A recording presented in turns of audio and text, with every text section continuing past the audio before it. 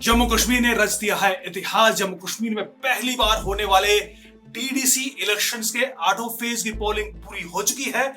अब इंतजार है जम्मू कश्मीर में इन डीडीसी पोलिंग्स की मतगणना का, अब जो कि 22 दिसंबर को होनी है। 22 दिसंबर की सुबह 9 बजे जो काउंटिंग है वो शुरू हो जाएगी और संभावना ये है, उम्मीद ये है कि शाम होते होते तमाम 280 सीटों के लिए रिजल्ट घोषित कर दिए जाएंगे, जिसके बाद पहली बार जम्मू कश्मीर के हर एक जिले में जिला अध्यक्ष बनाने की प्रक्रिया शुरू हो जाएगी। हर एक जिले में 14 सदस्य होंगे और इन्हीं 14 सदस्यों में से एक जिला अध्यक्ष चुना जाएगा। इसी के साथ जम्मू कश्मीर में पहली बार पूरी तरीके से पंचायती राज व्यवस्था लागू हो जाएगी। आपको पता है कि जम्मू कश्मीर में आर्टिकल 370, आर्टिकल 35A हटने के बाद तो जो त्रिस्तरीय पंचायती राज व्यवस्था है वो लागू कर दी गई थी। उसी के तहत पहले पंचायती राज चुनाव पहले ही हो चुके हैं, ब्लॉक स्तर के चुनाव भी पहले हो चुके हैं। अब डीडीसी जिला स्तर के चुनाव पहली बार होने हैं। इसको पहली बार इसलिए भी महत्वपूर्ण माना जा रहा था क्योंकि आर्टिकल 370 हटने के बाद ये पहले इलेक्शन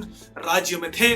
अब जिस तरीके से लोगों ने पार्टिसिपेट किया है पोलिंग में, मतदान में, भारी जबरदस्त वोटिंग देखने को मिली है, उससे साबित होता है कि लोगों ने नई दिशा में लोगों ने चुन लिया है कि लोग अब तरक्की विकास की राह चाहते हैं, अलगाववाद को पीछे छोड़ चुके हैं, आर्टिकल 370 जैसे मुद्दे को वो पीछे छोड़ चुके हैं।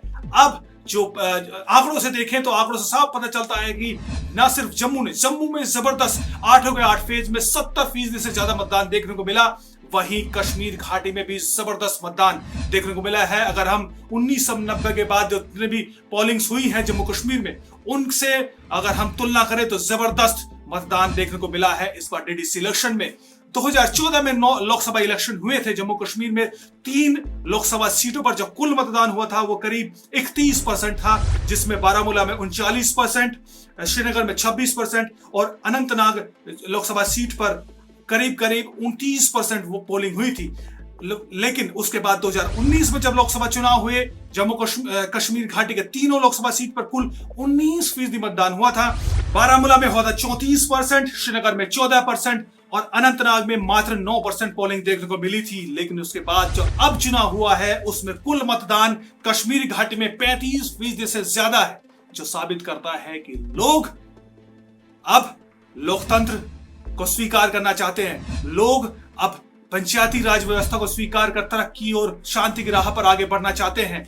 अगर हम जम्मू जिलों में देखें तो जम्मू के 8 फेज के तमाम जम्मू के 10 जिलों में 70% से ज्यादा मतदान हुआ था, लेकिन लोगों की निगाह कश्मीर घाटी पर थी और वहां भी जबरदस्त मतदान देखने को मिला। कुल 8 फेज में कुल जम्मू कश्मीर के जम्मू और कश्मीर दोनों ही संभागों में जो कुल मतदान हुआ है वो 51.49% हुआ है, जो कि इस कड़कड़ाती ठंड में, जो इस कोरोना काल में बेहद महत्वपूर्ण इसको माना जा रहा है, बेहद उत्साहजनक माना जा रहा है। यहां पर ध्यान देने वाली बात यह है कि कश्मीर घाटी में जबरदस्त इस वक्त सर्दी है, इस वक्त बर्फबारी हो रही होती है और वहां के एक बड़ी संख्या वोटर्स की जम्मू कश्मीर से बाहर जॉब कर रही होती है, नौकरी कर रही होती है। उसके बावजूद भी वो वहां पर इस तरह की पोलिंग देखने को मिली है, वो बेहद उत्साहजनक है।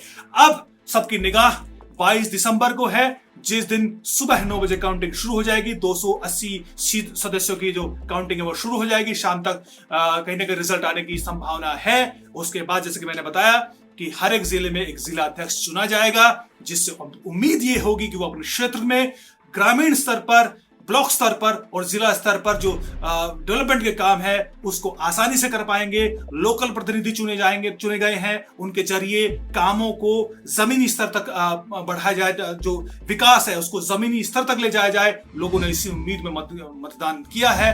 अब बस उम्मीद यही है कि जम्मू कश्मीर में पंचायती राज व्यवस्था पूरी तरीके से लागू होने के बाद और पहली बार इंसिडेंट फ्री, यानी कोई किसी तरह की कोई हिंसा देखने को नहीं मिली, किसी तरह की कोई घटना ऐसी नहीं हुई जिस पर सवाल खड़े किए जा सके, मतगणना जो पोलिंग है उस पर सवाल खड़े किए जा सके। ऐसे पोलिंग के बाद उम्मीद ये है कि जम्मू कश्मीर विकास और शांति की राह पर आगे बढ़ेगा। नमस्कार।